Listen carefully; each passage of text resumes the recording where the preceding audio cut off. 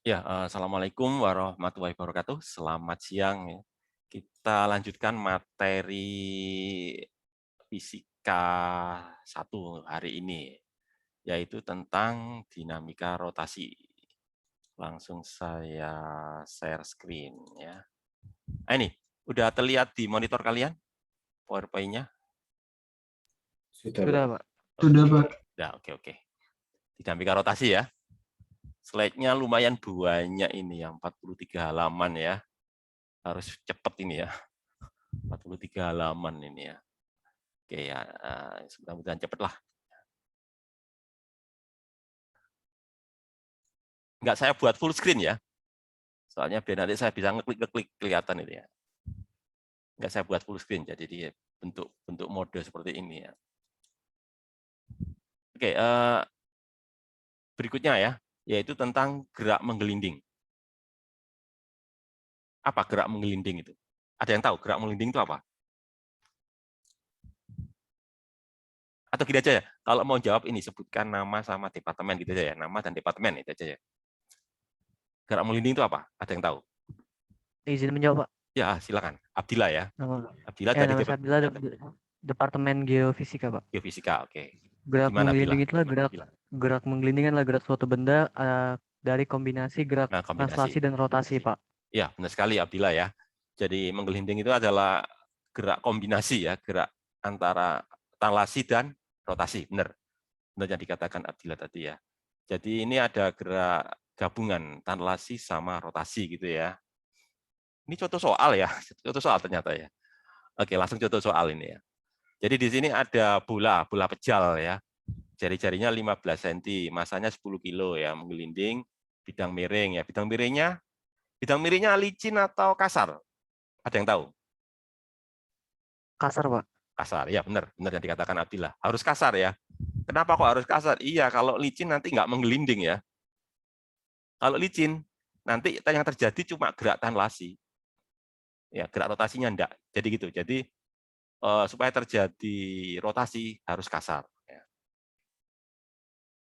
Dan miring yang sudutnya berapa? 25 derajat ya, horizontal. Jika bola menggelinding, ya ada kata tanpa slip. Ya memang harus ya, harus tanpa slip ya. Kalau slip berarti nggak menggelinding nanti.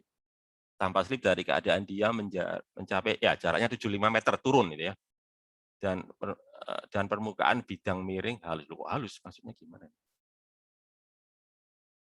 Dan permukaan bidang miring halus.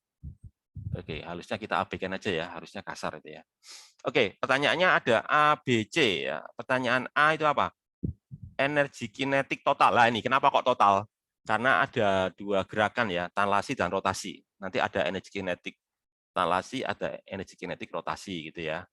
Makanya disebut NEK total. Kemudian yang kedua kecepatan linier, berarti V ya. V itu kecepatan linier, nanti ada lagi kecepatan sudut, itu omega. Yang C itu kecepatan sudut, omega ya. Udah gitu ya. Diketahui kalau bola pejal itu 2/5 m², ya benar, itu untuk bola pejal ya. Dan gravitasinya G 9,81, oke. Biasanya kalau saya lebih suka G itu 10 ya, biar ngitungnya gampang. Kalau 9,81 kan ngitungnya agak susah, harus pakai kalkulator ya. Tapi ya enggak apa-apa lah, ada kalkulator ya, pakai kalkulator aja ya. Nah ini ya, ini ada penyelesaiannya ya.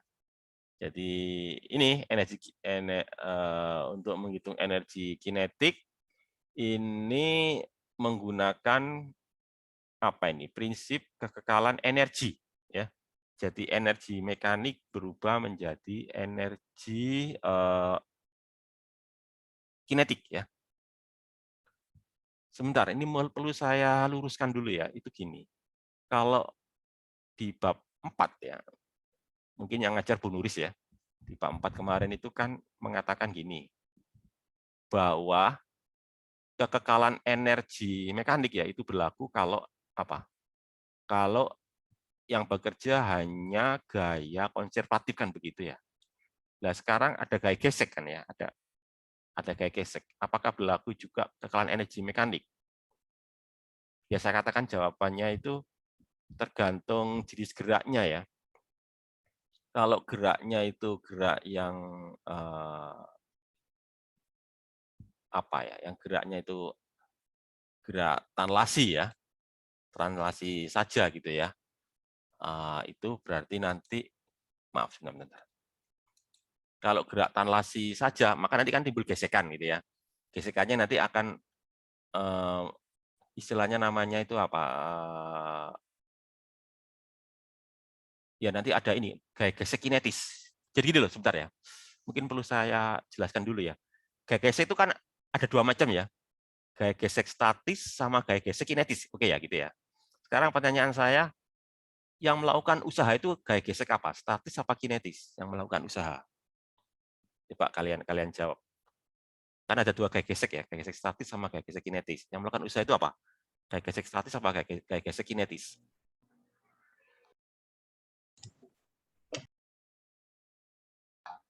Gesek kinetis, Pak. Ya, Lucky ini ya. Ya, gaya gesek kinetis ya yang melakukan usaha. Ya, jadi artinya gini, artinya yang mengambil energi ya, yang mengambil energi mekanik itu sebenarnya adalah gaya gesek kinetis. Ya gitu ya. Kenapa kok pada bab 4 ya? Bab 4 atau bab 3 ya. Waktu kita bahas bab 3 bab 4 ya. Itu kan kita nggak boleh menggunakan kalan energi mekanik kalau ada gaya gesek, karena yang bekerja itu adalah gaya gesek kinetis. Karena gaya gesek kinetis itu mengambil energi mekanik ya, mengurangi energi mekanik. Tapi kalau di bab 5 ini kan geraknya menggelinding ya. Nah, yang bekerja pada gerak menggelinding itu ini bukan gaya gesek kinetis, tapi gaya gesek statis ya. Ini yang membedakan. Ya. Jadi yang menyebabkan menggelinding itu adalah gaya gesek statis, bukan gaya gesek kinetis. Jadi yang muter ya, yang memutar roda ya, yang memutar roda, yang memutar bola itu adalah gaya gesek statis. Jadi sama seperti kayak mobil itu kan rodanya berputar ya. Siapa yang memutar roda mobil, terutama roda depan ya. Kalau roda belakang diputar oleh mesin, oke lah. Roda belakang diputar oleh mesin. Roda depan yang mutar siapa? Kan gesekan itu. Gesekan apa ya? Gesekan statis antara permukaan ban dan permukaan aspal atau permukaan jalan ya, kan nggak mesti aspal ya, bisa juga tanah. Jadi bukan gaya gesek statis, tapi gaya gesek kinetis, sama kayak ini ya. Karena gaya gesek kinetis itu kan tidak melakukan usaha, jadi dia tidak mengambil energi mekanik. Maka berlaku apa? Kekalahan energi mekanik. Ya. Jadi itu penjelasannya ya. Kenapa kok di sini kita boleh menggunakan prinsip kekalahan energi mekanik ya?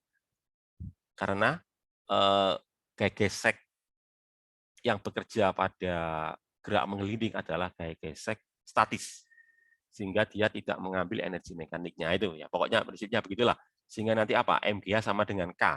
MGH itu kan energi potensial gravitasi, K itu kan energi kinetik total ya. Gitu kan, sehingga nanti K sama dengan apa? MGH. H-nya itu apa? H-nya kan sama dengan ini kan, S ya. S ini ya, panjang bidang miring ini dikalikan ini kan. Sin ya. Kan pakai rumus sinus ya.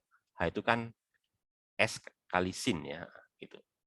Nanti kita masukkan ya, M-nya 10, G-nya 9,81, S-nya 0,75, dikalikan sin 25, pakai kalkulator ya, nanti ketemu berapa? 31,1 Joule lah itu. Itu adalah energi kinetik total. Ya, terdiri dari apa? Energi kinetik translasi dan energi kinetik rotasi. Oke, lanjut aja biar cepet ya, masih banyak halaman slide-nya ini ya. Tapi kalau nggak jelas, tanya langsung ya. Nggak perlu nunggu sampai selesai ya. Nah, ini kan ditulis ya. Kan ada TR itu translasi, R itu rotasi ya. Nah, ini kan. Translasinya setengah mv kuadrat, rotasinya apa? Setengah I omega kuadrat. I-nya kalau bola pejal kan 2/5 meter kuadrat. Lah, omega saya ganti dengan V per R ya di sini ya. Jadi ceritanya ini I saya ganti dengan momen inersia bola, omega saya ganti dengan ini kan, V per R gitu ya. Sehingga nanti kalau saya tambahkan antara translasi dan rotasi nanti jadi berapa? 7/10 ya. Gitu kan. Setengah dari translasi, terus ini berapa? 1/5 dari rotasi kan gitu ya. V kuadrat ya. Sehingga nanti kalau itu saya masukkan, nanti saya mendapatkan V, yaitu apa? Kecepatan translasi dari kecepatan translasinya atau kecepatan linier. Kecepatan linier itu kecepatan translasi. Kalau kecepatan sudut, kecepatan rotasinya. Ini satuannya apa? 2,11 meter per detik. Oke. Kemudian kalau ditanyakan kecepatan rotasi atau kecepatan sudut, ya gunakan rumus tadi kan, omega sama dengan apa? P per R ya, tinggal nilai ini saya bagi dengan R, jari-jari bolanya kan gitu ya. P-nya kan ini 2,11 kalian bagi dengan R-nya. R-nya berapa ini kan? 0,15 ini kan ya. Ya nanti jawabannya ini kan berapa ini? 14,1 radian per sekon. Nah itu ya. Udah selesai itu ya. Nah soal lagi ya. Kayaknya banyak soalnya ini ya. Tadi ya. Sekarang katrol ya. Jadi ini ada dua balok 5 kilo di atas, balok 2 kilo di lantai ya. Terus ada katrol. Nah, ini yang membedakan dengan yang kita bahas, yang dibahas sama Bu Nuris di bab 4 ya. Kalau bab 4 kan selalu ngomong apa katrolnya diabaikan ya. Masa katrol diabaikan. Kenapa? Ya biar nanti rotasi dari katrolnya tidak diikutkan ya, tidak dihitung ya. Soalnya rotasi baru dibahas di bab sekarang ya. Bab 5 ini baru kita baru bahas rotasi, sehingga nanti untuk bab 5 katrol nggak boleh diabaikan ya, katrolnya harus dihitung. Karena katrol itu nanti akan mengambil energi kinetik rotasinya kan itu ya. Jadi ini ceritanya nih ya. Katrolnya ini 0,12 jari-jarinya ya, momen inersia. Nah, ini langsung disebutkan ya, biasanya katrol itu berupa ini silinder pejal ya. Biasanya ya. Umumnya begitu di soal-soal itu ya. Cuma ini masalahnya apa satuannya ya? Satuannya pakai gram sentimeter kuadrat. Harusnya pakai apa? Kilogram meter kuadrat gitu ya. Terus ada dua balok tadi ya, 2 kilo, 5 kilo tadi. Ya, tali tidak mengalami slip pada katrol, sehingga katrolnya muter kan ini ya. Katrolnya muter. Kalau slip berarti kan nggak muter ya. G-nya 9,81, oke. Maka nanti untuk menyelesaikan ini, ya, ini pakai prinsip kerja energi ya, bolehlah pakai kerja energi ya. Jadi pertama dicari dulu I-nya. I-nya kan tadi masalahnya apa? Satuannya ya. Satuannya kan nggak boleh pakai gram sentimeter kuadrat, harus pakai apa ini? Kilogram meter kuadrat, oke ya. Jadi ini sebetulnya penyelesaian untuk ini ada dua cara ya. Yang pertama menggunakan hukum Newton, yang kedua menggunakan prinsip ini kekalan energi mekanik ini ya. Ini pakai kekalan energi mekanik ini ya. Sepertinya ini ya. Jadi dihitung dulu energi mekanik awal gitu ya. Terus ini apa? Energi mekanik akhir kan harus sama ya. Awal dan akhir ya. Gitu. Jadi ini apa ini keadaan awal, ini keadaan akhir. Jadi gini loh. Ini tuh maksudnya itu adalah kalau awal itu kan semuanya itu kan energi potensial ya. Semuanya energi potensial. Kenapa? Karena diam ya, mulai dari diam ya. Tapi setelah akhir itu kan nggak cuma energi potensial, tapi juga ada energi kinetik. Kenapa? Kan bergerak dia ya. Bergerak numpuk lantai kan gitu ya, yang balok 2 kan. Tapi aslinya kan mereka punya kecepatan itu ya. Jadi ada ini, jadi yang agak rumit itu di kondisi akhir. Ya, ada energi kinetik dan ada energi potensial gitu ya. Energi kinetik pun ada dua macam. Ya, yaitu tanlasi sama rotasi. Siapa yang tanlasi? Ya balok kan, ada dua balok. Maka nanti ada tanlasi 1, tanlasi 2. Siapa yang rotasi? Katrol gitu ya. Jadi ini kan. Jadi ada energi kinetik yang terbagi menjadi 3, energi kinetik tanlasi balok 1, energi kinetik tanlasi balok 2, dan energi kinetik rotasi katrol. Terus U itu energi potensialnya ya. Itu. Nah, terus kemudian kan sama ya. Energi mekanik awal dan energi mekanik akhir kan sama gitu ya. Energi mekanik awal itu adalah M1GH. Kenapa kok M1GH ya? Karena yang di atas kan cuma M1 ya. M1 di atas punya energi potensial, M2 kan di lantai nggak punya ya. Itu. Kalau katrol kan posisinya tetap ya. Posisinya tetap, jadi nggak ada perubahan energi dia. Energi potensial maksudnya. Itu. Terus kemudian kalau yang kedua, nah ini adalah energi kinetik balok 1, energi kinetik balok 2, ini energi kinetik rotasi katrol. Nah ini sekarang ketika posisi 2, yang di atas kan balok 2 ya. Jadi M2GH gitu ya. Sehingga nanti dikumpulkan ya, H dengan H ya, P dengan V ya. Nah, ini kan terus diganti ini ya. Apa yang diganti? Omega ya. Omega diganti V per R gitu kan. Kalau I-nya kan udah tahu dari soal ya. Dari soal udah tahu gitu kan. Sehingga nanti dimasukkan angkanya ya. Masukkan angkanya, nanti kita bisa tahu berapa V-nya. V-nya berapa? 7. Ya, ini adalah kecepatan akhir ya. Kecepatan akhir yaitu kecepatan saat balok balok 1 numpuk lantai ya. Ditumpukannya sekian ini, tumpukan dari balok 2 atau apa lagi ya di situ. Soal lagi ya. Oh, soal lagi ya. Banyak itu soalnya ini ya. Sebuah komedi putar memiliki jari-jari momen Indonesia ini ya. Oke, ada gaya tangensial 18 Newton ya. Gaya luar ya, diberikan pada periode. Jadi dalam keadaan diam dan torsi gesek diabaikan, tentukan. Ya.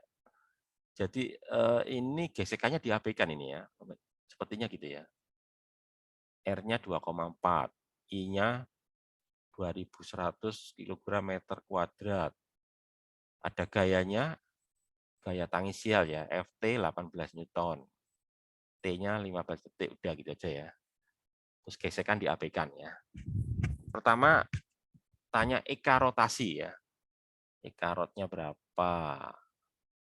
Kerja oleh gaya tangensial tersebut berapa? Terus daya ya. Jadi eka rotasi, W-nya oleh tadi ya, gaya tangensial terus daya P rata-rata ya. Ini. Ya. Jadi ini pakai hukum Newton ini ya, pakai hukum Newton ini untuk menghitungnya ini. Ya. Jadi pakai hukum Newton itu bahwa apa? Sigma torsi I alfa. Jadi gini, kalau di gerak tanlasi kan sigma F M kali A ya, itu gerak tanlasi. Kalau di gerak rotasi, penyebabnya kan torsi ya. Jadi sigma torsi, terus momen inersia dikalikan alfa ya. Masanya menjadi momen inersia. A menjadi alfa gitu ya. Jadi ini. Penyebab torsi itu apa? Ya gaya F tadi, gaya tangensial tadi ya. F itu gaya tangensialnya tadi ya, dikalikan R. Kan dia bekerja pada tepi dari komedi putar ya, dikalikan R ini jari-jari komedi putar ya. I dikalikan alfa, dimasukkan ke sini ya. Nanti kalian akan tahu alfanya berapa gitu ya. Nah, kalau pertanyaannya energi kinetik berarti kan kita butuh kecepatan akhir ya, kecepatan sudut akhir gitu ya. Ini kecepatan pakai. Jadi ini penyelesaiannya menggunakan hukum 2 Newton ini. Ini ada cara lagi yaitu pakai apa? Prinsip kerja energi ya. Pakai prinsip ini, pakai rumus hukum 2 Newton ya. Dan GMBB ya, gerak melingkar ini ya, berubah beraturan. Ya ini omega 0 plus alfa T ya, nanti ini dapatnya ini kan. Ini adalah kecepatan sudut akhir 0,309 radian per sekon. Sehingga nanti energi kinetik ya setengah I omega kuadrat ya, setengah I-nya tadi dikalikan hasil ini kuadrat ya. Nanti dapatnya berapa? 100 Joule gitu ya. Itu pertanyaan A. Pertanyaan B-nya tanya kerja. Kerja berarti kan saya harus tahu pergeserannya. Pergeserannya kan perputarannya ya, rotasinya berapa radian ya, dalam radian ya. Jadi ini theta, ini ya, nanti ketemu, dimasukkan ketemu ini, 2,32 derajat. Kerja berarti kan torsi kali theta ya. Kalau di relasi itu kan F kali S ya. F kali S, F dot S gitu ya. Sebenarnya sih torsi dot theta ya. Cuma arahnya searah, jadi langsung aja. Ya kayak F kali S gitu ya. Torsinya kan tadi berapa torsinya? Sudah dihitung tadi ya, F kali R tadi ya. Ini torsinya kan F kali R ya. R kali F terus theta dalam radian ya. Nah, ketemu berapa? 100 Joule. Gitu kan? Tadi jawabannya berapa? 100 Joule ya. Nah, sama ya. 100 Joule. Jadi sebetulnya kalau mau gampang itu ya, bisa kita cari pakai rumus kerja energi kan. Kan sama ini, coba kerjanya 100 Joule, energinya berapa? 100 Joule juga kan, itu kan sebagai bukti bahwa kerja sama dengan perubahan energi ya. kerja oleh sebuah gaya akan menyebabkan perubahan energi pada benda, kan sama-sama 100 Joule ya. Terus kalau tanya daya rata-rata, berarti kan daya itu kan kerja dibagi waktu ya. Jadinya 100 Joule, waktunya berapa? 15 detik. Jadi ya 100 bagi 15. Jadi daya rata-ratanya berarti 6,67 watt ya, atau Joule per detik. Ya, watt itu kan Joule per detik gitu ya. Nah, itu ya. Selesai. Terus berikutnya tentang kekekalan momentum sudut ya. Jadi ini sama kayak kalau digerak tanlasi itu namanya apa? Kekekalan momentum ya. Kekekalan momentum ya itu tumbukan kan gitu ya, itu kan berlaku kekekalan momentum. Digerak rotasi ya berlaku kekekalan momentum sudut ya. Nah, ini juga berlaku kalau tidak ada torsi dari luar ya. Jadi kalau nggak ada torsi dari luar, maka nanti apa momentum sudutnya tetap. Tapi kalau ada torsi dari luar ya berubah ya. Tergantung arah torsinya. Kalau torsinya searah putaran ya tambah cepat putarannya. Tapi kalau torsinya melawan putaran ya tambah lambat. Tapi kalau nggak ada torsi ya putarannya konstan ya, atau momentum sudutnya konstan. Kekal tuh konstan ya. Nah itu ya, sama kayak itu. Jadi nanti apa L sama dengan I omega konstan gitu.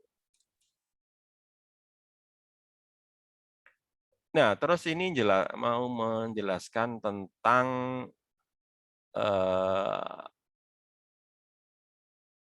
ya sebetulnya ini adalah hukum Newton 2 juga ini ya. Hukum 2 Newton tapi dalam bentuk yang lain ya, maksudnya itu gitu ya. Jadi kalau seperti pada digerak tanlasi itu kan ya, kan bentuk awal dari hukum Newton 2 itu kan F sama dengan M kali A kan itu ya. F sama dengan M kali A. Nah, nanti kalau dinyatakan dalam momentum maka nanti jadinya apa? F sama dengan ini. F sama dengan ini dP per dt ya. Jadi F sama dengan apa? Perubahan momentum terhadap waktu. Ini kan sebetulnya hukum 2 Newton juga. Cuma dalam bentuk momentum. Kalau F sama dengan M kali A kan dalam bentuk ini, dalam bentuk apa? Massa ya. Kalau dalam bentuk momentum ya ini. Nah itu sama. Bisa kita terapkan pada gerak rotasi ya. Tinggal kita ganti aja gaya menjadi torsi gitu ya. Momentum menjadi momentum sudut. Ya momentum itu kan P. Momentum sudut itu L gitu ya. Jadi ini ada kemiripan antara tanlasi sama rotasi gitu. Jadi sebenarnya itu adalah hukum 2 Newton lah. Tadi sudah saya singgung ya. Nah, kalau tidak ada torsi ya. Kalau tidak ada torsi berarti kan ini nol ya. Ya. Kalau nggak ada torsi berarti apa? dL per dt 0. Nah, kalau dL per dt 0, L-nya bagaimana? Ya sama artinya kalau kalian saya tanya, kalau turunan fungsi itu 0, fungsinya bagaimana? Gitu ya, kan? Turunan sebuah fungsi adalah 0. Fungsinya bagaimana? Sama kayak soal kayak gitu ya di matematika itu ya. Kalau turunan sebuah fungsi itu 0, fungsinya itu bagaimana? Coba bisa jawab nggak kalian? Kalau turunannya itu 0, berarti fungsinya fungsi apa itu?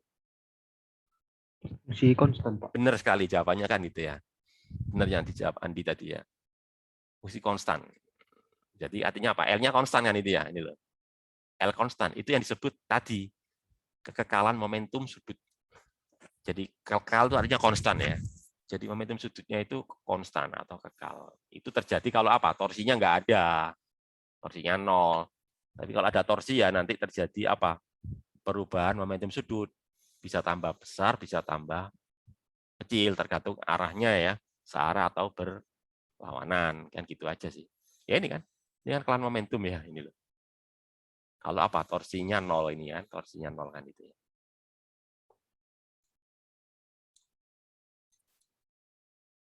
Nah, ini contoh lagi.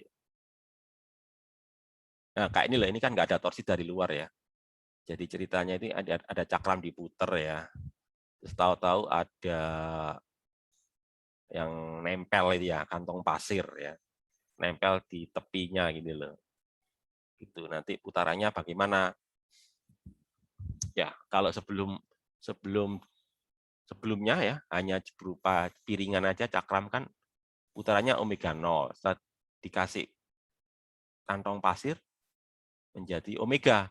Kalau menurut kalian kira-kira omega itu bagaimana? Lebih cepat atau lebih lambat dari sebelumnya? Omega itu loh. Omega ini apakah lebih cepat dari omega 0, apakah lebih lambat dari omega 0? Atau sama?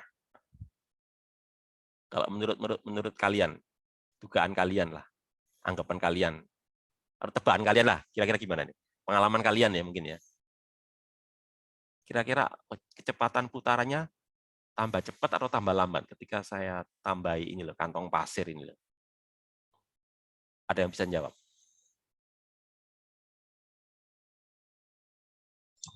Tambah cepat, Pak. Tambah cepat ya. Coba ya kita lihat ya, tambah cepat atau tambah lambat. Jadi gini, cakramnya itu kan 2 kilo ya. Jari-jari 3. Jadi ini dari kayu sebetulnya ya, dari kayu ini. Cakram kayu ini. Kecepatan putaran berapa? 4. Ini omega 0-nya 4 ya, 4 radian per detik ya. Kecepatan putarnya 4 radian per detik. Terus kantong pasirnya 50 kilo ya di tepi cakram kayu. Oke, kita coba hitung ya. Oke, pakai apa? Kekekalan momentum ya. Karena torsinya 0. Nah, ini kan. Ini kan jadi hitung ya. R 3 meter, omega 0,4, massa kayu 200 kg. 2 kg massa kayu ya. P-nya benar 200 kg tadi ya. Oh iya benar sih 200 kg ya. Oke. Adanya 4 kg. Oke. Jadi ini. Jadi karena dia berupa piringan, maka nanti momen inersianya setengah mr kuadrat ini. Ini momen inersia piringan ya, piringan atau cakram. Piringan atau cakram itu setengah mr kuadrat dari kayu kan. Nah, R-nya omega R-nya ini kan 3 meter ya. Dapatnya berapa? 900 kg per meter. Tuh. Terus kemudian ketika ditambahi pasir kan nanti muncul apa? Momen inersia pasir gitu ya. Momen inersia pasir, jadi dianggap pasirnya berupa titik ya. Momen inersia titik itu apa? Mr kuadrat. Itu adalah momen inersia sebuah titik ya. Jadi dianggap pasirnya berupa sebuah titik ya. Sehingga momen inersianya adalah Mr kuadrat pada tepi ya, tepi. Jadi massa pasirnya dia berputar di tepi jadi 3 ya, 3 meter. Nanti dapatnya berapa? 450 gitu. Terus kita masukkan ya. Ini adalah momen inersia awal. Maaf kok momen inersia. Momentum sudut awal hanya piringan saja ya. IK omega 0 hanya piringan saja. Kalau yang berikutnya ini ada piringan, ada pasir gitu ya. Jadi ini IK ini momen inersia piringan kayu ya. IP momen inersia pasir ya itu tadi. Sehingga nanti apa? 900 kali 4 900 tambah 450 kali omega. Omeganya berapa? 2,67 radian. Kira-kira gimana? Lebih cepat atau lebih lambat? Mula-mula berapa tuh? Mula-mula 4 ya. 4 radian per detik. Setelah dikasih pasir, nempel pasir menjadi berapa? 2,67 radian per detik.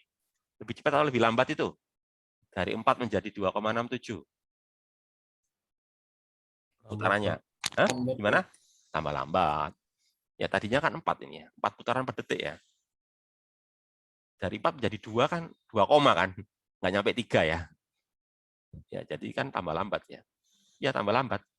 Kenapa kok tambah lambat? Iya kan? Karena energinya dibagi ya. Kok tadi kan 100% dimiliki oleh piringan ya, piringan kayu. Begitu muncul pasir, piringannya harus ngasih energi kepada pasir ya. Sehingga putarannya jadi lebih lambat. Ceritanya gitu, kenapa kok berkurang ya? Karena energinya dibagikan kepada pasir tadi. Sehingga putarannya jadi lambat. Terus apa ini? Pertanyaan selanjutnya ya. Apa aja pertanyaannya tadi ya? Oh, pertanyaan kedua ya, energi kinetik rotasi awal dan akhir. Oh ya. Jadi awal tuh energi kinetiknya berapa? Setelah dikasih pasir, energi kinetik totalnya berapa gitu ya. Oke, di pertanyaan selanjutnya itu ya. Nah, ini. Energi kinetik awal berarti hanya piringan saja ya. Setengah I omega kuadrat ini kan, setengah ini momen inersia piringan 4 kuadrat berapa? 7.200. Kemudian akhir kan ada dua yang berputar ya, yaitu piringan dan pasir ya. Nah ini piringan dan pasir ini ya, ini piringannya, ini pasir ya. Jadi di total ini kan mereka putarannya sama ya. Jadi ternyata bagaimana? Ternyata hasilnya 4.812. Ternyata nggak sama ya. apa? Mula-mula berapa? 7.200 Joule ya. Sekarang menjadi berapa? 4.800 Joule. Artinya apa itu? Energinya bagaimana itu? Dari 7.200 menjadi 4.812. Artinya energi kinetiknya bagaimana itu? Kurang. Berkurang kan? Berarti ada yang hilang ya. Jadi ada energi kinetik yang hilang.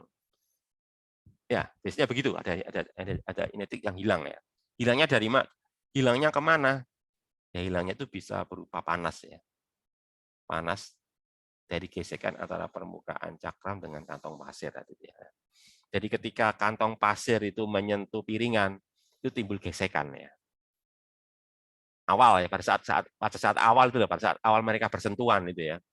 Tapi berikutnya ya enggak kan menyatu gitu ya.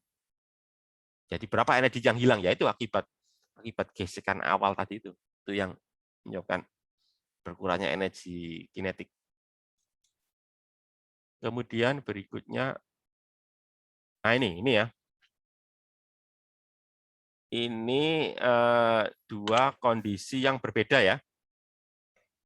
Kondisi pertama itu orang yang duduk ini meregangkan tangan ya. Jadi ceritanya dia pakai kursi putar ya, kursi putar ini ya. Kursi putar dia muter gitu loh. Muter pada sumbu kursinya itu ya gini kan. Muter pada sumbu kursi. Untuk kondisi awal tangannya direntangkan ya, pakai barbel ini ya. Tangannya direntangkan. Kalau yang ini tangannya disatukan ya, barbelnya ditaruh di pusat ini ya. Nah itu. Nah, pertanyaannya sama kayak tadi ya, kecepatan sudut akhir sama energi kinetik sebelum dan sesudah, sama kayak tadi itu ya. Sama kayak tadi ini. Oke ya, berarti ini. Ya kita hitung aja ini ya. Ini sebelum ya. Sebelum kayak gini, sesudah kayak begini ya. Ini jaraknya apa? RB.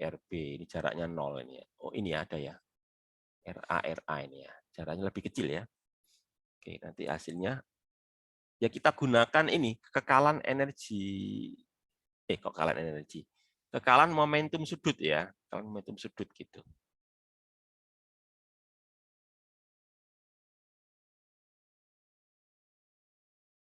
Ya, itu. Jadi ini adalah kita hitung dulu momentum sudut awalnya dulu ya. Ya, dimulai dari menghitung momen inersia. Ya, ISB dan IB ya. ISB itu maksudnya itu apa SB itu ya? Ada SB. SB itu apa tadi? 3 kg itu apa SB itu tadi? Nah, SB tadi itu apa? Berat macam-macam juga bisa.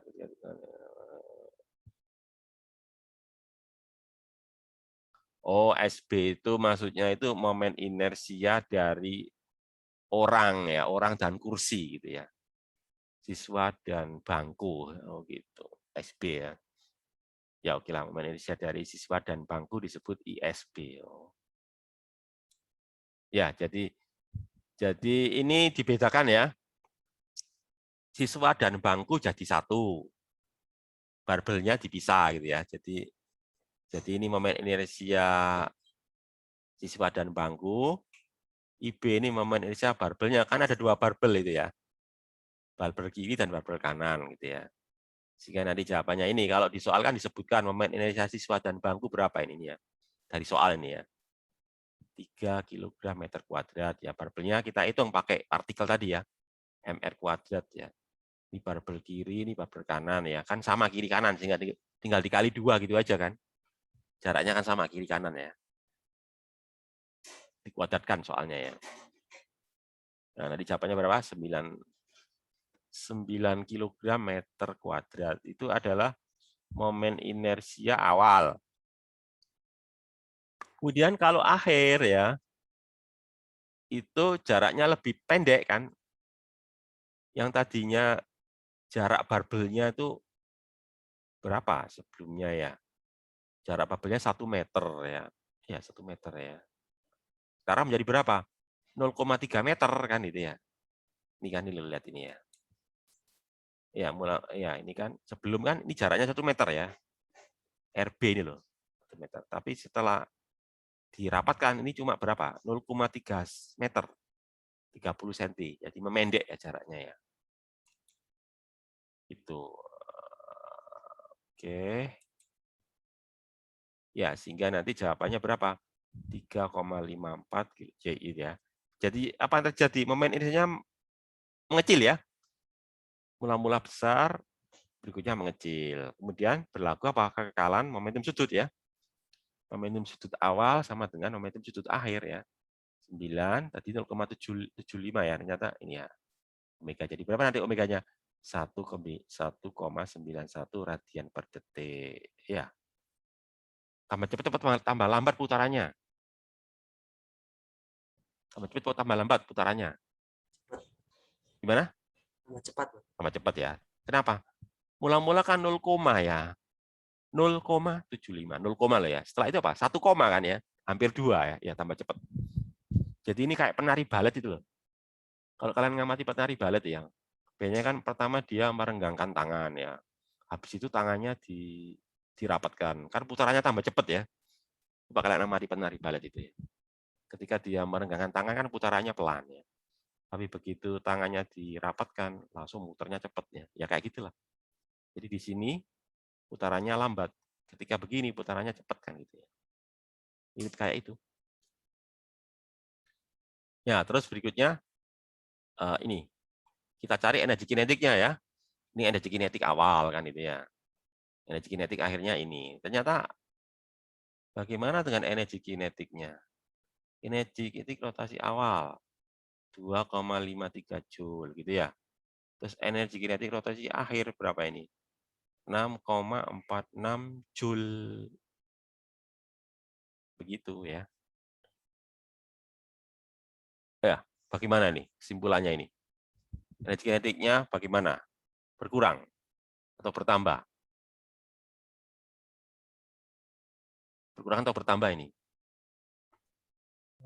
Bertambah ya. Pertanyaannya itu bukan bertambahnya. Terus dapatnya dari mana itu ya? Itu pertanyaan seriusnya itu ya. Kalau dari sini kan kelihatan kan 2, kan ya. 2,53 menjadi 6, bertambah kan. Pertanyaannya dapatnya dari mana tuh tambahannya ya? Tambahan energinya dari mana ya? Itu pertanyaan besarnya itu ya. Bisa bertambah ya.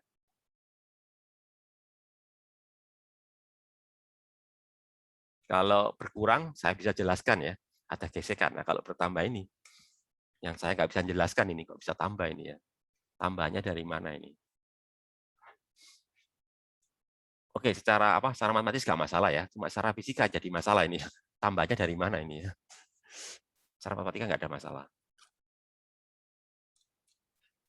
Oke, kita lanjut ya. Berikutnya sudah separuh ya sampai halaman berapa ini? 43. Oke, kita sudah separuh ya. Berikutnya topik berikutnya ya, kesetimbangan benda tegar. Jadi kalau yang ini berkaitan dengan kondisi setimbang. Setimbang itu artinya apa? Artinya gaya-gaya pada benda tersebut itu imbang. Tapi perhatikan ini benda tegar ya. Jadi gini loh, mungkin perlu saya jelaskan dulu ya. Kalau di bab 1, 2, 3, 4, itu kan kita gunakan istilah partikel ya. Jadi bab 1, bab 2, bab 3, bab 4 itu kita gunakan istilah partikel. Nah, begitu masuk bab 5, kita nggak lagi membahas partikel, tapi membahas benda tegar. Bedanya apa? Atau kalau benda tegar lah, rigid body ya. Bedanya apa antara partikel sama benda tegar? Itu begini, kalau partikel, dia hanya melakukan gerak tanlasi. Ya, partikel hanya melakukan gerak tanlasi, bergeser. Gitu ya. Tapi kalau benda tegar, dia melakukan 2 hal, gerak tanlasi dan gerak rotasi. Itu ya, itu yang membedakan antara partikel dan benda tegar. Jadi kalau partikel, geraknya cuma tanlasi saja. Kalau benda tegar, selain translasi, dia juga melakukan gerak rotasi. Begitu ya. Itu sebagai pendahuluan sebelum masuk ke ini, ke kesetimbangan benda tegar gitu ya. Sehingga kalau partikel itu setimbang, artinya kan resultan gayanya 0 ya. Resultan gayanya 0. Tapi kalau benda tegar setimbang, itu enggak cuma resultan gayanya 0, ada lagi yaitu apa? Resultan torsinya juga 0. Ya, karena kalau sigma F-nya 0, sementara sigma torsinya enggak 0, nanti yang terjadi apa? Bendanya muter nanti ya. Memang dia enggak geser ya, dia enggak gerak ya. Dia enggak pindah, tapi muter. Nah, itu kan kenapa? Karena torsinya enggak 0. Nah, supaya dia enggak geser dan enggak muter, maka sigma F 0 dan sigma torsi juga 0 kan gitu ya. Ini loh, ini kan syarat pertama ya. Sigma F 0 artinya tidak bergeser kan itu ya. Kalau 3 dimensi ya sigma Fx 0, sigma Fy 0, sigma Fz 0 ini kan 3 dimensi ya. Tapi selain itu juga harus ada syarat lagi, sigma torsinya harus 0. Mana ini sigma torsi 0 ya? Sebentar. Berikutnya barangkali ya. Oh, kok nggak dibahas ya?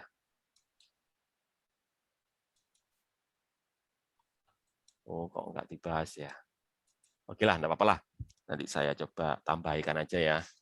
Jadi gini, saya ulangi lagi ya. Untuk kesetimbangan benda tegar, syarat pertama itu apa? Sigma F atau resultan gaya sama dengan 0. Syarat kedua itu apa? Sigma torsi atau sigma to sama dengan 0 gitu ya. Oke, di sini enggak disebutkan ya.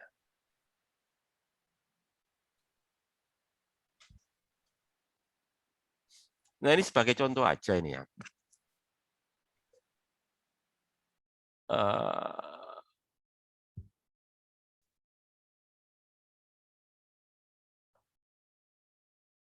Kombinasi dari gaya-gaya bersamaan dan tidak bersamaan menyebabkan gerak menggelinding pada benda, gerak talasi dan rotasi. Tadi itu ya, gaya-gaya tidak bersamaan. Maksudnya itu bukan tidak bersamaan sih, tidak segaris gitu ya, lebih tepatnya gitu ya. Tidak segaris. Ya, tidak segaris. Ya, ini kan nggak segaris. Atau ginilah, mungkin saya perlu memberikan ini ya. Atau gini ya, saya kasih ini ya. Coba ya. Saya ganti media dulu ya. Kayaknya perlu saya jelaskan juga kalian ya. Maksudnya dari ini, daripada di sini tambah bingung kalian ya. Coba saya jelaskan lewat media lain aja deh. Ini kalian melihat whiteboard nggak? Menurut kalian ya? Ya, Pak. Oke ya. Saya gambarkan ini aja. Oke ya. Saya gambarkan ini. Ini apa ini? Ini lantai ya. Ini lantai gitu kan ya. Lantai lah ini ya. Lantai ini ya. Lantai kan itu ya. Lantai. Terus ini ada balok gitu ya. Ini saya gambarnya jelek-jelekan ya, nggak apa-apa ya. Yang penting kan kalian ngerti maksudnya ini. Ada balok gitu ya. Balok gitu ya. Anggap aja lantai licin ya. Biar urusannya gampang ya. Licin ya. Terus ini ada dua gaya yang berlawanan ya. Satu ke kiri, satunya ke kanan gitu ya. Ya, ini F1 atau samalah. F dan F ya, berarti sama besar kan itu ya. Pertanyaan saya, kira-kira kalau gayanya sama begini nih, baloknya gerak apa enggak? Enggak, Pak. Enggak, oke ya. Oke ya. Terus saya gambar ulang ya. Saya gambar ulang kayak gini ya, di sini tapi ya. Oke lah, kayak sama ya, sama kayak gini nanti ya.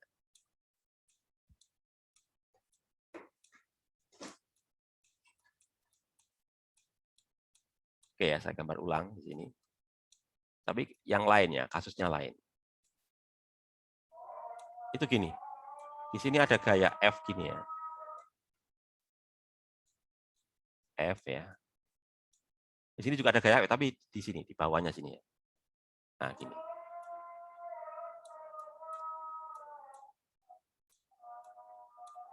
Baloknya gerak apa enggak ini?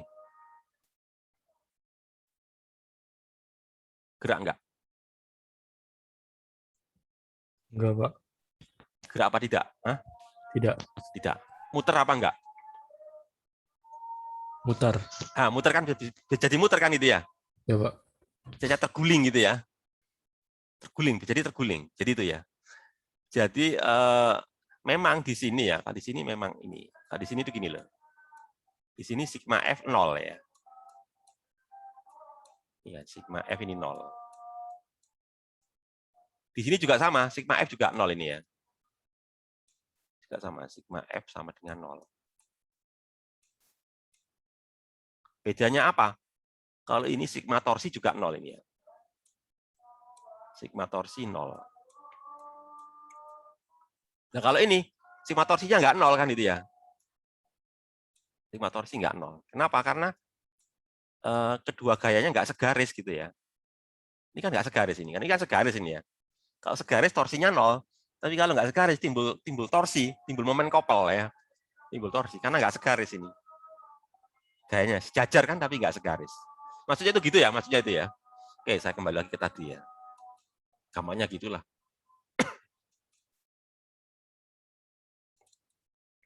Jadi pokoknya kalau nggak segaris timbul torsi gitu ya. Oke, lanjut ke berikutnya ya. Nah ini, itu yang dimaksud tadi ya. Berapa besar torsinya ya ini? F kali D. Ini kalau ada dua, ini maksudnya ya. Kalau ada dua gaya ya, besarnya sama, arahnya berlawanan, tapi nggak segaris. Kalau segaris ya tidak akan timbul torsi. Tapi kalau dia nggak segaris, maka nanti timbul torsi. Berapa torsinya ya ini? F kali D. D itu apa? Jarak garis kedua gaya ya. Jarak garis kedua. Jadi kalau yang gambar saya tadi itu ya, mana tadi ya? Sebentar, gambar saya tadi itu kan ini ya. D itu apa? D itu ini loh. D itu jarak ini. Kalau saya perpanjang ini ya. Saya perpanjang itu ya. Loh, saya perpanjang.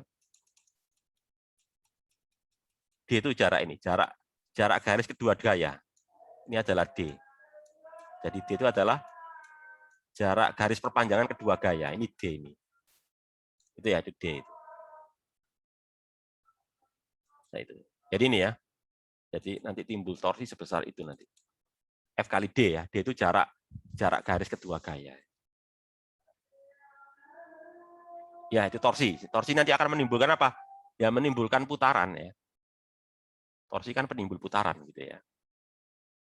Nah, itu. Nah, supaya itu tidak terjadi, torsi harus 0 kan gitu ya. Ini ya, besarnya torsi kan ini ya. Torsi kan F kali D ya. Jadi dimensi dari torsi, ya ini dimensi gaya dikalikan D ya. D itu tadi itu. Jarak tadi ya. Ini kan T gitu. Ini kan masalah dimensi tadi ya. Terus kemudian masalah ini, masalah arah ya. Arah itu biasanya gini. Bentar, masalah arah ini kadang juga penting juga disampaikan ya. Positif jika putarannya melawan jam. Ya. Jadi gini, pokoknya melawan jam itu tandanya positif. Biasanya begitu biasanya ya. Melawan jam itu positif. Justru yang searah jam itu negatif ya.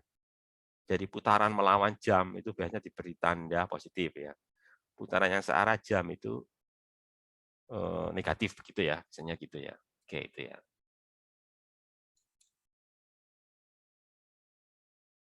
Nah, contohnya misalkan kayak ini. Kayak ini ya. Ini kan ini sebagai titik poros ya, kan ada penggaris gini ya. Ini porosnya ya, porosnya di sini. Terus ada gaya F ini. Ini poros, ini F. Nanti ke penggarisnya putarannya bagaimana terhadap poros ini ya. Kalau seperti ini, searah jam atau berlawanan jam ini. Putarnya terhadap poros ini porosnya di sini ya. Putarnya bagaimana? Searah atau berlawanan jam? Berlawanan. Berlawanan, Pak. Berlawanan. Berarti torsinya plus apa minus? Plus. Plus gitu ya, melawan jam. Kan gitu. Ya. Jadi maksudnya itu gitu ya, berlawanan jam plus gitu ya. Nah, kayak gitu ya. Besarnya ya dia di F kali D. D itu jarak tegak lurusnya ya, harus tegak lurus loh ya. Ini lihat ini. Kan tegak lurus ini antara F sama D. Kalau nggak tegak lurus bagaimana? Misalkan kayak ini. Ini kan gayanya nggak tegak lurus dengan D-nya kan itu ya. bukan D, R ini ya, maaf ya. Jadi kan kalau pakai tirai tegak lurus. Nah, kalau ini F-nya kan nggak tegak lurus dengan R, tapi membentuk sudut. Nah, kalau membentuk sudut pakai sin gitu ya. Ya, kenapa kan harus tegak lurus gitu ya. Jadi kenapa kok sin? Karena yang dipakai yang tegak lurus. Tegak lurus itu kan yang sin ya. Nah, itu. Nih, jadi kalau nggak tegak lurus ada tambahan sin theta gitu. Ini kan. Atau pakai ini juga boleh kan. Jadi pakai sin berarti kan R ini diganti dengan D gitu ya. Ini kan sinus kan depannya sudut ya, ini kan loh. Ini kan theta, ini kan depannya sudut kan D ini ya. Ya nanti ini coba kalian lihat kan tegak lurus ini antara D sama R ini ya. Ini loh. Garis apa ini? Garis kerja gaya. Ini kan garis kerja gaya ini ya. Atau gampangnya gini aja lah, nggak usah bingung-bingung ya. Pokoknya torsi itu adalah gaya kali lengan gaya ya. Atau lengan torsi gitu ya, lengan torsi. Dan harus tegak lurus. Kalau nggak tegak lurus ya lihat aja sudutnya berapa, terus disinkan gitu ya. Sinus dari sudut antara F dan lengan ininya, lengan gayanya atau lengan torsinya tadi itu ya. Lengan torsi lebih tepatnya ya. Sin gitu aja gampangnya ya. Nggak bingung-bingung gitu.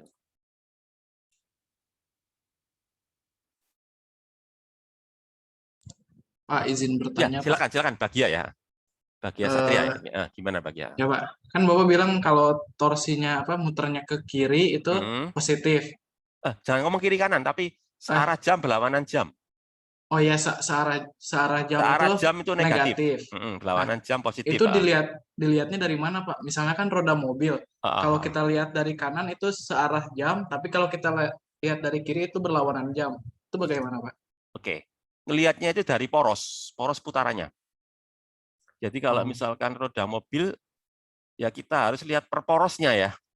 Karena roda mobil kan ada 4, bisa katakanlah itu ya. Ada 4, berarti kita lihat. Jadi kita ninjaunya per roda ya, jadi nggak bisa keseluruhan ya. Per roda. Dan kita lihat dari poros tempat dia berputar gitu. Gitu Bagia ya. Oh ya, baik Pak. Poros ya, jadi gitu. Misalkan kayak ini loh, contoh misalkan kasus 2 ini ya, coba ya. Ini kita pakai poros ini, jadi anggap aja ini, coba ya. Nah ini loh. Coba kalian cermati soalnya ya, pertimbangkan nilai torsi jika tidak diterapkan pada aturan meteran. Ini loh, diputar di satu ujung titik. Oh, lah ini kata kuncinya di sini ya. Diputar di satu titik mana? Diputar di satu ujung. Berarti apa? Porosnya kan di ujung itu ya. Diputar itu maksudnya menunjukkan poros kan itu ya. Diputar di lah itu kan. D-nya itu menyatakan porosnya. Dalam kurung titik O, berarti titik O itu poros. Berarti mana? Ini berarti kan. Ini O kan ini. Jadi ini porosnya itu ini. Ada berapa gaya di sini? Berapa gaya? F1, F2, F3 kan itu ya. Kita mau nyari torsinya. Coba saya tanya dulu kalian. Perhatikan terhadap poros ya, ini ya porosnya ya. Tanya ke kalian saya. F1 itu nanti torsinya bagaimana? Searah jam atau berlawanan jam terhadap poros ini loh ya. Coba kalian jawab. Berlawanan, Pak. Berlawanan. Plus apa min kalau berlawanan torsinya? Plus. Oke. F2 bagaimana? Terhadap ini ya, terhadap poros loh ya. Terhadap ini. Searah atau berlawanan? Searah. Searah berarti kan apa? Searah. Min. Sekarang yang ketiga F3. F3 bagaimana? Searah berlawanan.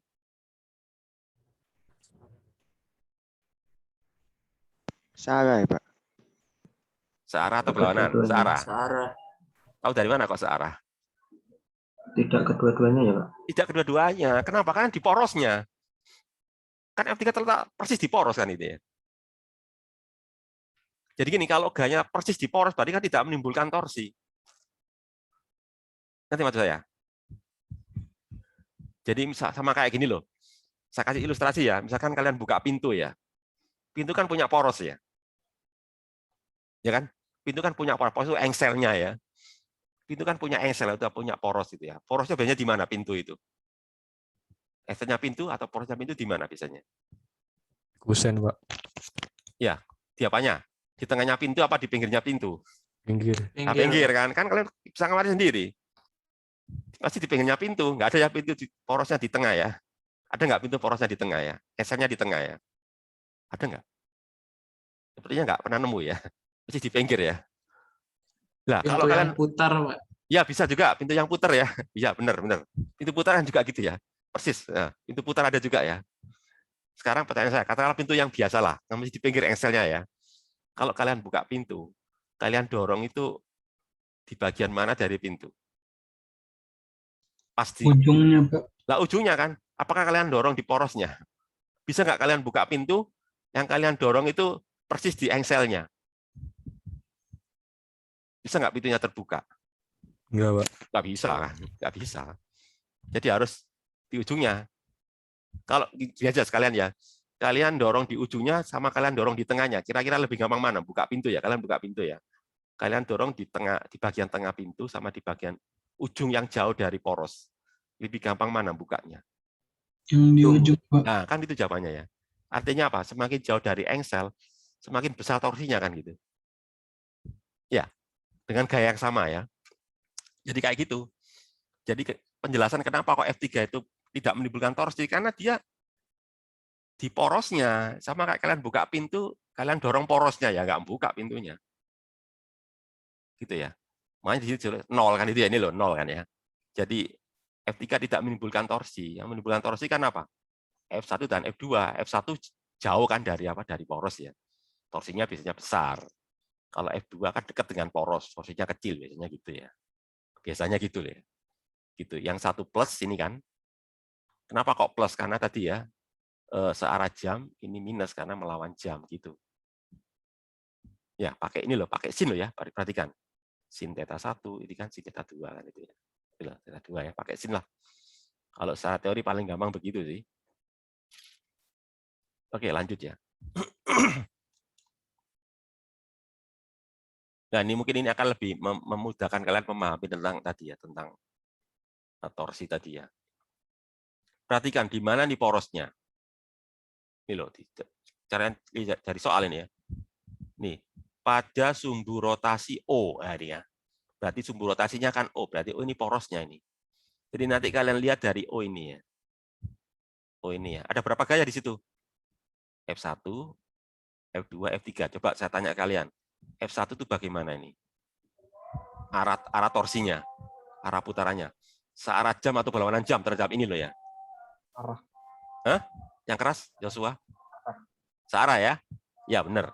Berarti tandanya apa kalau searah? Negatif. F2? Lawanan. Berarti apa tandanya? Plus. Plus. F3? Tidak ada, Pak. Ya tidak ada. Kenapa kok tidak ada? Kan dia bekerja ini loh, perpanjangannya loh, kalian cepat perpanjang. Kan persis pada poros ini, coba kalian perpanjang ya. Perpanjang terus, lo kan persis pada poros. Bandingkan dengan ini, F2. Perpanjangannya kan ini, lah ini kan. Jadi nanti diukur dari sini nih. Ya. Jadi D-nya D2 ya, D2 itu ini. D2 itu ini D2. Ini D2. Kalau D1 perpanjangannya, lihat perpanjangannya kan sini ya. Ini D1. D1 tuh ini. Karena dari perpanjangan ini sampai tegak lurus ya. Nah, ini terus sampai ini kan tegak lurus ini. Tegak lurus dengan perpanjangan gaya. Jadi gayanya saya perpanjang. Ini jarak tegak lurusnya ini. Berarti ini adalah D1. Ini saya perpanjang sini ya. Berarti ini adalah D2. Nah, kalau D3 saya perpanjang loh, kena pada porosnya ya. Kalau kena pada poros berarti 0 itu, berarti D3-nya 0 karena perpanjangan gayanya itu berada pada poros sehingga D-nya itu 0, D3-nya 0 gitu ya. Itu jadi penimbul torsi kalau ini ya cuma F1 dan F2. F1 tadi apa itu berlawanan jam plus ya. Kok berlawanan? Ya. Ya, benar ya. Oh, kok berlawanan jam? Searah jam. Pak. Ya, searah negatif ya. Searah jam negatif, ini berlawanan jam positif gitu. Ini loh penjelasannya ya. Oh, ini soal lain ya. Ini A, oh soal lain ini ya. Ini A ini ya. Soal lain ini. Ini porosnya dirubah ya. Gayanya ya porosnya di tengah sekarang ya. Jadi putarannya di tengah ini. Gayanya ada banyak lagi ya. F1, F2, F3, F4 gitu. Ini coba kalian cermati ya. F1 itu searah atau berlawanan putarannya? F1 terhadap ini. Arah. Searah, oke. F2? F2 ini bagaimana? Tidak ada. Tidak ada. Tidak ada. Tidak ada, benar. 0 ya. F3? Berlawanan. Berlawanan, benar ya. Muter gini kan nanti ya. Berlawanan jam. F4? Tergantung sudutnya, Pak. Ya, satu sudutnya ya. Iya, ya. Tapi sepertinya sih ya benar, satu sudutnya ya. Sudutnya berapa benar? Coba kita lihat aja ya. Coba di sini nggak disebutkan sudutnya berapa benar. Ini ya jawabannya ini ya. Kalau F1 kan diperpanjang ini ya. Diperpanjang sampai sini, berarti kan ini ya. Ini kan berarti ya. 3 meter ini ya, benar ya. Di 3 meter. Kemudian kalau, oh ini jawaban yang A ya. Tadi sudah saya bahas ya, nggak usah saya ulangi lagi ya. Tadi kan sudah saya bahas secara apa? Secara lewat ini kan, lewat penjelasan lewat omongan saya tadi ya. Ini ternyata ada penjelasannya. Saya lewati aja ya. Daripada waktunya habis, soalnya masih banyak lagi. Oh, masih banyak lagi. Oke. Yang B aja ya. Yang B aja ya. Ini aja deh yang bahas ini. Oke, jadi ini porosnya kan di sini ya. Porosnya di sini. Ini F1 saya perpanjang ini ya. Nah, ini berarti kan ini D1 ini ya. D1 ini perpanjangannya ya. Tegak lurus. 3 meter ini kan 3 meter. Sekarang ini D3 ini diperpanjang juga sih. Cuma ya kembali sudutnya berapa ini, tergantung betanya berapa ini, diperpanjang sini seret sampai tegak lurus ini kan ya. Ini D3 ya ini kan. Ya harus kita hitung ya, pakai sudut ya, sudutnya berapa ini. Nggak tahu ini, D3 ya. Kalau 2 tadi 0, benar ya? 0 ini ya. Ini kan 0 ini, benar ya. Karena persis pada poros ya. Kayaknya ini benar ini, persis pada poros ini ya. Dari soal tadi ya, persis ya. Pergantung sudutnya benar. Alfanya berapa? Jadi ini kayaknya dibuat persis kena pada ininya ya. Kena pada porosnya ini. 0 juga ya. Jadi yang nggak ada apa F1 sama F3 ini. Ini 3 meter ini harus hitung dulu ini berapa nih D3 ini ya. Berapa D3 ini? Ya ini ya R sin beta ya. R-nya itu kan ini 5 ya. R-nya 5. Sin beta kan. Sin beta bergantung betanya. Betanya tadi sin berapa beta? Tadi beta di soal disebutkan berapa ya? Disebutkan beta ini. Oh, nggak disebutkan ya. Betanya nggak disebutkan. Tapi bisa dicari ya. Bentar. Kok bisa tahu ya betanya berapa itu? Oh, dari sini nih. Tahu ya. Sin beta. Coba kalian cermati ya. Ini loh, ini kan segitiga siku-siku ya. Lihat ini ya. Ini loh. Benar ya? Ya, ini kan. Siku-siku kan ya. Sin beta berarti gimana nih kalau dari sini loh? Sin beta, sin itu apa sih? Depan sudut sisi miring ya. Kan kita butuh sin beta ini kalau kalian cermati ya nanti. Mana tadi? Ini loh.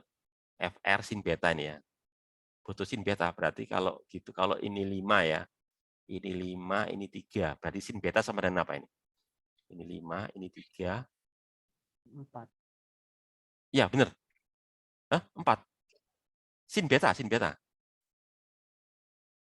Ini perhatikan. Ini 3, ini 5. Sinus beta. Ini loh. Sinus itu apa sih? Depan sudut. Coba perhatikan ini loh. Perhatikan segitiga siku-siku ini. Coba perhatikan ya. Ini kan segitiga siku-siku ya. Lihat ya. Ini loh. Kelihatan kan? Kursor saya nampak ya di monitor kalian ya? Kursor. Ini kan. Jadi tahu ya. Ini kan segitiga siku-siku. Yang ini berapa? 5 ya. Yang ini berapa ini? 3. Berarti sisi miringnya berapa ini? Kalau ini 3, ini 5, sisi miringnya berapa? 4, Pak. Hah? Benar tak 4? 25, 9, 34. Benar tak 4 ini? 34. Enggak, saya tanya dulu ya. Mungkin kalian harus cermat ini. Coba perhatikan ya. Ini kan 3. Ini kan 5 ya. Ini berapa nih? Sisi miringnya berapa? Kalau ini 3, ini 5, sisi miringnya berapa? Masa 4? Akar 34. Ya itu kan. Akar berapa? 34. 34. Akar 34 kan? Kira-kira berapa tuh akar 34 itu? Bapak kalkulator kalian. 5,8, Pak. Berapa? 5,8 8. ya. Berarti kalau itu sin beta berapa kalau gitu? Kan tinggal gini aja, 3 dibagi tadi berapa tadi? Depan sudut, 5,6. iya kan gitu ya. Kan tinggal gitu aja ya. Ya, jadi sin betanya bisa saya hitung pakai ini. 3 dibagi sisi miringnya. Tadi sisi miringnya berapa tadi? Berapa tadi? Tadi ya berapa tadi? Hasil Pitagorasnya tadi ya. Itu ternyata bisa ya, oke. Tuh, jadi yang ini negatif ya. Karena searah jam, yang ini positif karena berlawanan jam gitu ya. Oke. Nah, ini loh. Tadi yang barusan yang tadi di awal saya omongkan ya. Syarat supaya benda tegar itu setimbang ya, 1 sigma F harus 0, yang kedua apa? Sigma torsi 0. Nah, untuk kasus 2 dimensi, kalau 2 dimensi ya nanti sigma F-nya saya uraikan, sigma Fx sama sigma Fy kalau 2 dimensi ya. Kalau 3 dimensi ada tambahan lagi selain sigma Fx dan sigma Fy juga ada lagi apa? Sigma Fz ya, yang harus 0 gitu ya. Itu adalah untuk kesetimbangan benda tegar. Langsung ke soal aja ya. Nah, contohnya ini. Ini ya. Ini kan kayak timbangan lah ya. Kayak timbangan ya. Ini berat balok, berat bunga ya. Bunga tadi ini ya. Oh, keranjang bunga, oke lah. Keranjang bunga 23 Newton beratnya ya. Terus ada balok. Baloknya berapa? Ditanyakan ya. Berat baloknya berapa ini di pertanyaan A. Berat balok berapa? Gaya diberikan pada balok di titik. Gaya diberikan pada balok di titik O. Oh, titik O ya. Oh, gaya engsel maksudnya itu ya. Oke, saya ngerti maksudnya. Gaya engsel ini ya. Gaya engselnya berapa? Jadi engsel itu kan porosnya ya. Porosnya kan di sini nih, engselnya ini ya. Engselnya di sini nih, poros atau engselnya ini ya. Oke, jadi kita gambarkan ya pada ininya, pada lengan timbangannya ini ya. Lengan timbangannya kan ini ya. Ini gayanya ya. Ini kan ada berat dari keranjang bunga, berat dari balok yang ditanyakan. Terus ini apa ini? Ini berat baloknya sendiri ya. Jadi MG, jadi kita jangan lupa baloknya juga punya, kok balok, maaf.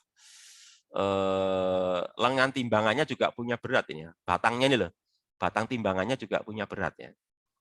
Jadi ini adalah berat batang timbangannya. Ini berat baloknya ya. Mungkin balok itu anak timbangannya ini ya. Gitu. Terus ini adalah ini. Ini adalah gaya engselnya. Jadi N gaya normal ini gaya engsel ya. Kenapa kok gaya normal? Karena gaya reaksi ya. Gaya reaksi dari engsel, gaya normal kan ya. Gaya normal oleh S-nya ditanyakan. Jadi ini, pertanyaan A tanya W1 ya. Pertanyaan B tanya ini.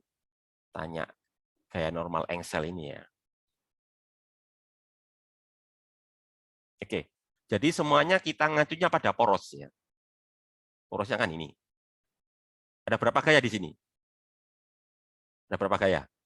Kalian hitung berapa gayanya itu. Berapa gaya? Ya ini aja. 1, 2, 3, 4 ya. 1 beratnya balok. 2 beratnya keranjang bunga ya. 3 beratnya ini ya. Beratnya timbangan ini ya. Lengan timbangan ini. Terus yang ketiga ini gaya engsel ini ya. Gaya pada engsel ini ya. Gaya normal engsel ini ya. Terus yang menimbulkan torsi apa aja? W1 menimbulkan torsi ya. Torsinya bagaimana dia terhadap ini porosnya ya.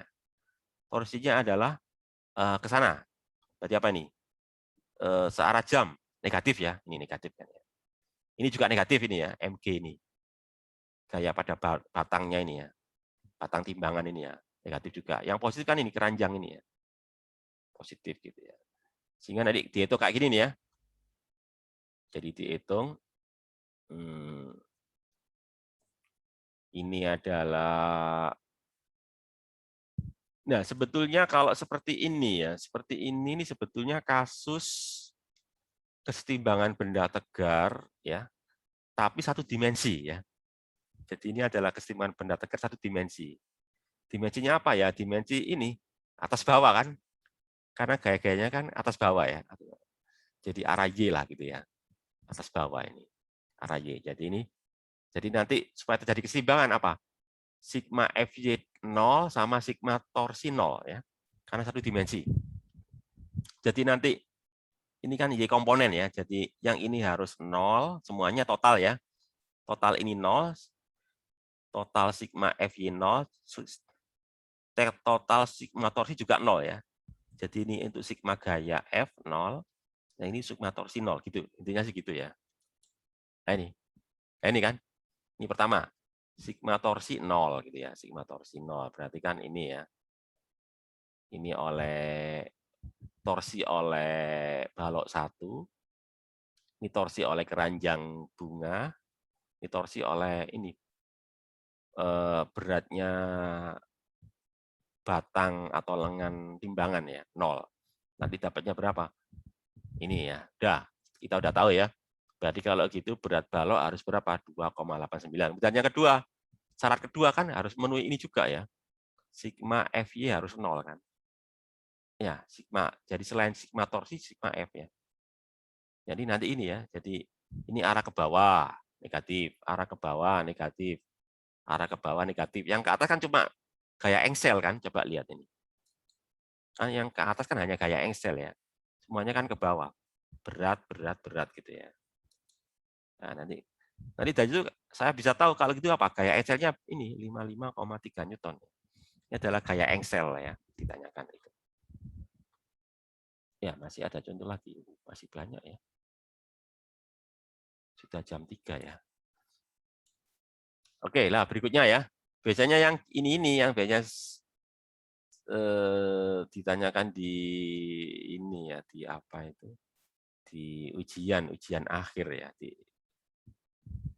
ujian akhir semester ini ya, yang kayak gini nih biasanya ya. Jadi anak tangga ini AB ya, lantainya kasar, tapi yang dinding ini licin gitu ya. Pertanyaannya yang pertama itu apa? Gaya normalnya ini ya. Jadi gaya normal lantai, tentukan gaya horizontal dan vertikal lantai pada titik B saat masa pemadam kebakaran 6 kilo. Oh iya, jadi ceritanya ini tangga ya. Tangga pemadam kebakaran ya. Lantainya kasar. Yang licin cuma dinding ya. Jadi tanya gaya horizontal dan vertikal pada lantai ya, ini berarti nanti di sini nanti ada gaya horizontal sama gaya vertikal gitu ya. Gaya horizontalnya gaya apa itu? Ada yang tahu? Gaya horizontal itu gaya apa? Ya ini karena kasar itu ya. Berarti gaya horizontal itu apa? Gaya gesek kan kasar. Terus gaya vertikalnya gaya apa? Ya gaya reaksi lantai. Karena ditekan berarti apa? Gaya normal ya. Jadi kalau di sini ditanyakan tentukan gaya horizontal, maksudnya itu gaya gesek ya. Gaya vertikal maksudnya gaya normal ya pada lantai. Kemudian kalau yang B, jika tangga hanya di ambang tergelincir ketika pertumbuhan parameter, hitung koefisien gesekan statis antara tangga ya. Tanya mu-nya ya. Jadi ini kondisi kritis. Jadi kalau B itu kondisi kritis. Kritis itu maksudnya ini loh, antara jadi gini loh. Kalau di bab berapa? Bab 3 ya. Bab 3 kan kalian tahu ya. Ada istilah jadi gini.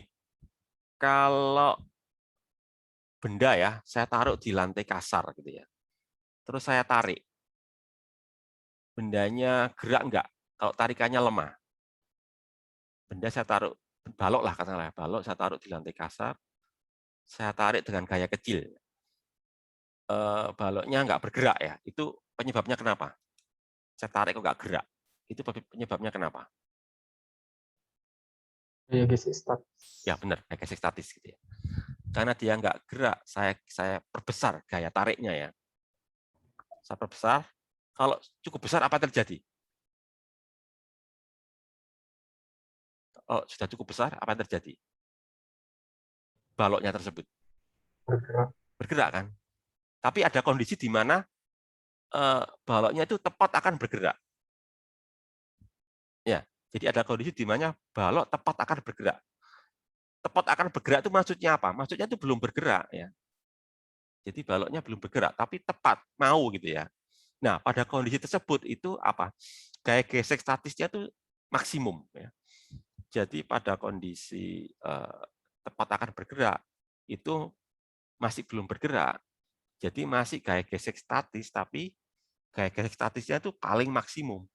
Kalau lebih dari itu sudah gerak, berarti nanti yang bekerja bukan gaya gesek statis, tapi gaya gesek kinetis. Maksudnya itu begitu ya. Jadi maksud pertanyaan B itu begitu ya. Jadi di sini katakan kan di ambang itu maksudnya itu kondisi paling maksimal ya. Tergelincir berarti kan bergerak ya. Jadi maksudnya itu sudah mulai bergerak ya. Tepat akan bergerak lah istilahnya begitu. Kalau yang akan belum bergerak memang. Tapi kalau yang B ini tepat akan bergerak, artinya kondisi ambang, kondisi kritis tadi ya. Ini nggak tahu ada solusinya nggak ini. Oh ada ya, ini loh. Ini ada solusinya ini ya. Solusinya seperti ini ya. Seperti ini ya. Gayanya ada berapa ini gayanya? Coba dihitung ya. Pertama gaya tangga ini kan. Ya. Tangga itu yang ini. Apa? L ya. L itu kan tangga ya, bahasa Inggrisnya. Kemudian kalau F itu ini ya, F. Pemadam ya, pemadam. Istilahnya apa? Pemadam kebakaran ya. Orang ya. Fireman ya. Pemadam kebakaran ya. 2 ya. Terus habis itu apalagi? Ini tadi di lantai ada 2 kan? Gaya yang horizontal sama gaya yang vertikal ya. Nah, ini kan. Jadi apa ini? Ini apa ini? Jadi N2 sama Fs ya. Terus di dinding cuma 1 ya. Karena dindingnya kan licin ya. Nggak ada gesekan, jadi hanya ada gaya normal aja ya. Tegak lurus ke sana kan. Gaya normal itu tegak lurus ya. Kalau di lantai gaya normalnya ke atas. Kalau dinding ya gaya normalnya ini dindingnya kan di kiri, maka gaya normalnya ke kanan ya. Gitu. Terus kalau seperti ini pertanyaannya di mana kita tahu porosnya ya? Poros putaran tangganya bagaimana? Kalau seperti ini kondisinya ya. Nah, kalau ini anggapannya itu apa ini? Titik B sebagai poros, ini loh. Disoalkan ini ya. Diagram dari tangga, titik B sebagai sumbu rotasi. Jadi B-nya sebagai poros. Apa benar B-nya? Pertanyaan saya gini, apa benar porosnya di situ? Gini aja deh. Coba kalian bayangkan ada tangga ya. Kira-kira nanti porosnya di mana ya kalau tangga ini muter ini ya? Betul nggak porosnya di B? Kalau di sini kan ngomongnya di B ya, di penyelesaian ini loh. Betul nggak porosnya di sini? Bener? Bener apa enggak? Jangan-jangan porosnya di A ya? Atau jangan-jangan porosnya di tengah-tengah ya? Kira-kira yang di tengah ya, di tengah sini ya. Nah ini yang agak rumit kan di sini. Jadi beda dengan kayak pintu ya. Kalau pintu kan porosnya sudah jelas gitu ya. Roda porosnya sudah jelas gitu ya. Pintu ya di engselnya pintu di tepinya kan itu ya. Kalau roda ya porosnya ya persis tengah lah. Kalau kayak tangga kayak gini kan kita nggak tahu porosnya atau engselnya kan di mana. Soalnya kan memang nggak dikasih poros kan, nggak dikasih engsel kan. Jadi kalau seperti itu bagaimana? Ya kalau kasusnya seperti ini kalian boleh bebas ya. Boleh bebas memilih porosnya di mana.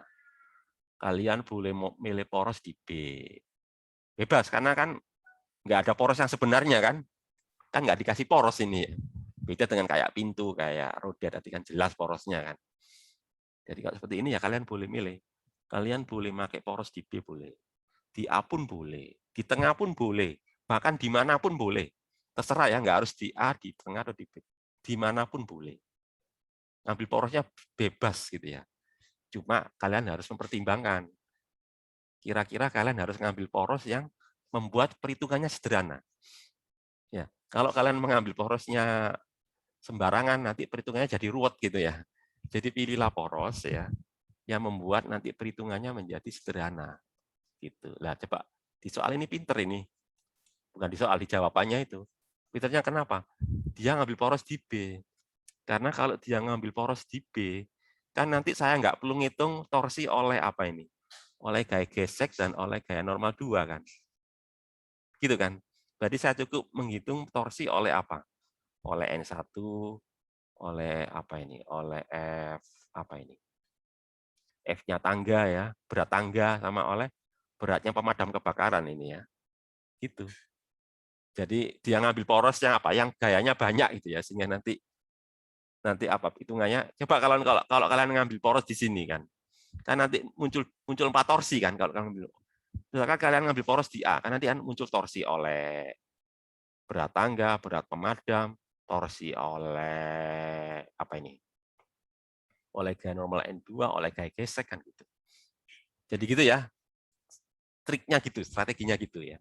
Jadi kalian boleh milih poros, kalau yang kasus-kasus yang porosnya nggak jelas gini ya, kalian boleh ngambil poros di mana saja, tapi pilihlah yang nanti membuat perhitungannya itu gampang, yaitu kalian ambil titik yang di situ banyak gaya ngumpul ya. Ya di sini nih ya, gayanya kan ngumpul. Sehingga coba kalian lihat kan porosnya kan hanya ditimbulkan oleh ini kan ya. Apa ini beratnya tangga, beratnya pemadam kebakaran sama oleh ini gaya normal pada dinding kan itu ya. Ini kan 0 pinter kan ini ya. Gitu. Oh, maaf, saya salah nunjuk ini ya, maaf. Torsi ini maaf, saya salah nunjuk ini ya. Maaf, ini ya, maaf. Seharusnya saya nunjuk ini ya, ini loh. Jadi torsinya ditimbulkan oleh apa ini ya? Oleh ini beratnya tangga, beratnya pemadam sama ini ya. N1 ya. N1 oleh dinding nanti ya. Ini kan 0 ini ya. 0 gitu. Kemudian karena ini 2 dimensi kan? Ini kan 2 dimensi ya. Ada gaya ke atas, ke bawah, ada gaya ke kanan, ke kiri, maka nanti ada apa? Ada komponen X, ada komponen Y kan gitu ya. Gitu kan? Ya, yang komponen X yang ke kanan kan ini. Ini ke kanan, N1 ke kanan, plus ya. Gini aja. Kanan plus, kiri negatif ya.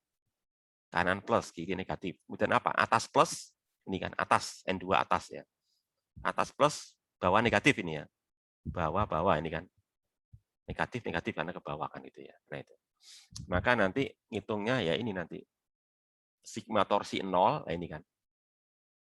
Ya, plus torsi positif, torsi negatif ya. Negatif kan ini, bentar ini kan. Ini ya. Ini kan torsi positif.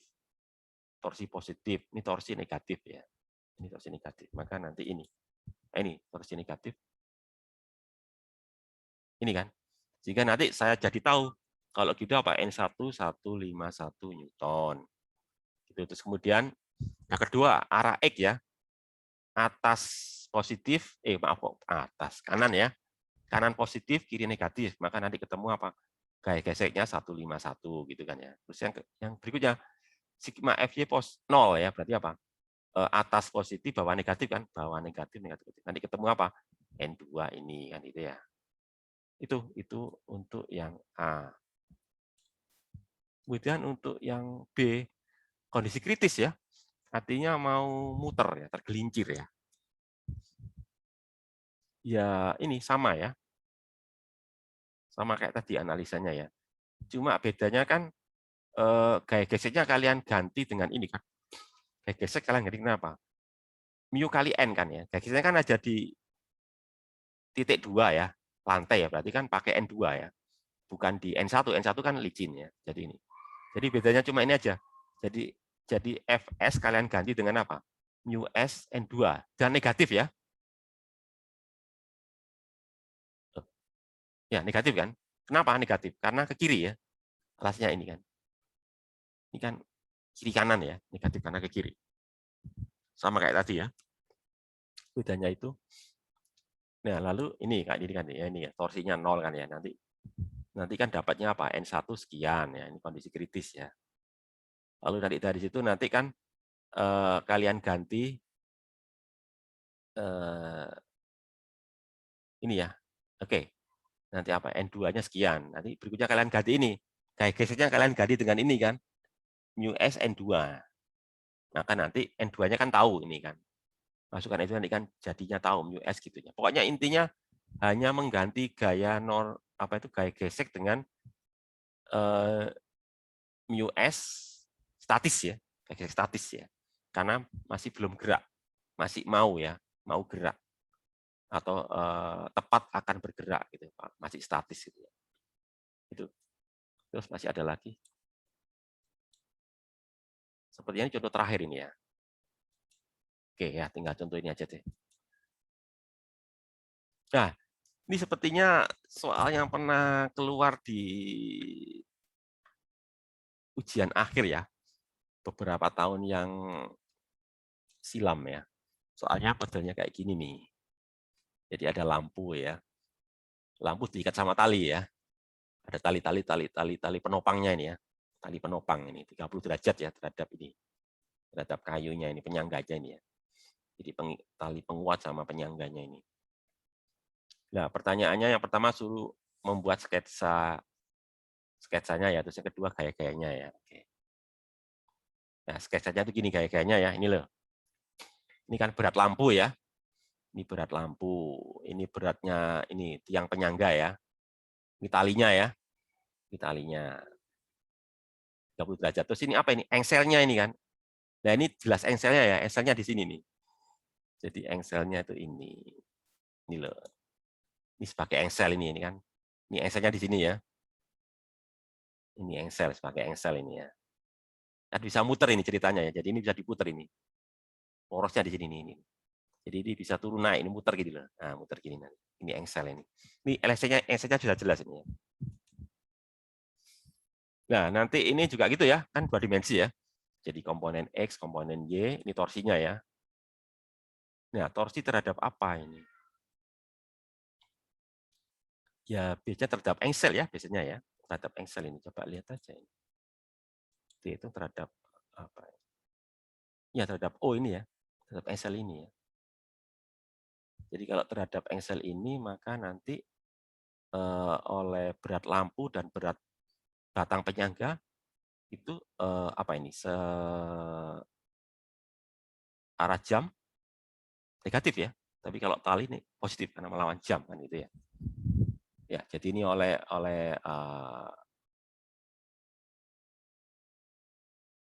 apa ini lampu ya. F itu lampu ya.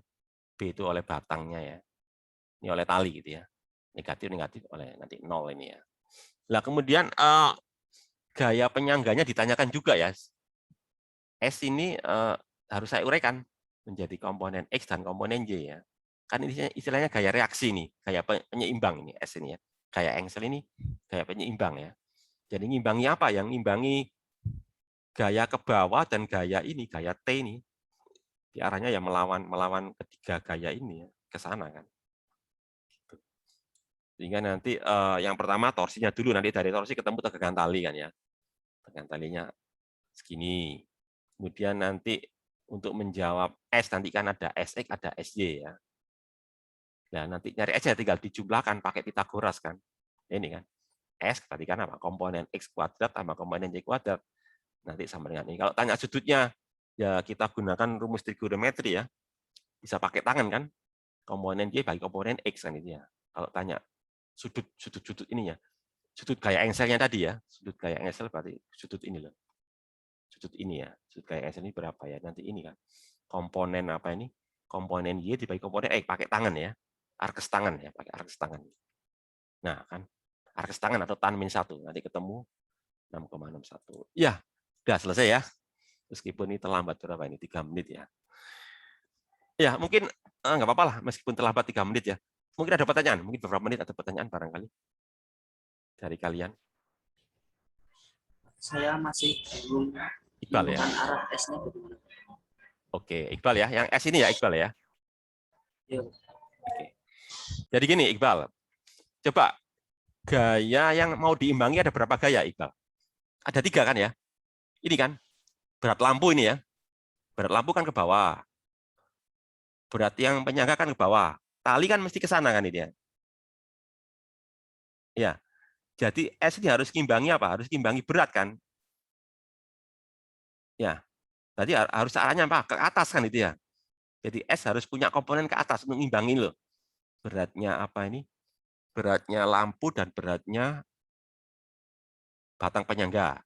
Kemudian coba perhatikan arah tali. Tali kan arahnya ke sana ya. Berarti tali juga punya 2 komponen nih tali ya. Komponen ke kiri dan komponen ke atas. Yang komponen ke atas kan bantu Excel kan ya. Komponen ke atas kan bantu Excel. Jadi dibantu ini. Kayak Excel-nya nggak perlu 100% sama dengan beratnya batang dan beratnya ini kan dibantu sama tali kan soalnya ya. Selain itu dia juga harus melawan tali. Talinya kan arahnya ke kiri ya, Iqbal ya. Maka dia harus ke kanan kan gitu ya. Jadi dengan kata lain S itu arahnya ke atas dan ke kanan. Jawabannya begitu Iqbal. Bisa dengar itu Iqbal. Bisa, Pak. Oke ya. Jadi ke atas karena melawan ini loh beratnya ini loh. Ke kanan karena ngimbangi T-nya. T-nya kan ke kiri soalnya ya. Oke ya, saya kira cukup ya, waktunya sudah lewat 4 menit ya. Saya kira itu. Assalamualaikum warahmatullahi wabarakatuh. Waalaikumsalam. Waalaikumsalam warahmatullahi wabarakatuh. Terima kasih, Pak.